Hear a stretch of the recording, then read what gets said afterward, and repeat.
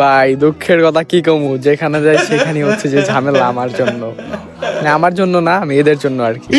ঢাকাতে গেছিলাম কিছুদিন আগে, তো সেখানে যাওয়ার পরে দেখি যে সকালবেলা ঘুম থেকে উঠা দেখি যে কিছু মেয়ে আমারে জানলা দিয়ে খোঁচায়, মানে কি একটা অবস্থা। সেখান থেকে আয়সা বললাম দেশে বরিশাল, তো গেলাম কালকে উপজেলা মাঠে, সেখানে দেখি যে একই অবস্থা। অনেকে বলতেছে যে পারমিশন ছাড়া ভিডিও করছে, ভাই আমি আগে পারমিশন ছাড়া ভিডিও করি নাই, ওরা আমারে বাজেভাবে ইঙ্গিত বা বাজেভাবে কথাটা বলছে, দেন তারপরে হচ্ছে যখন আমি ওদের সামনে যাই তখন আর কি ভিডিওটা অন করি।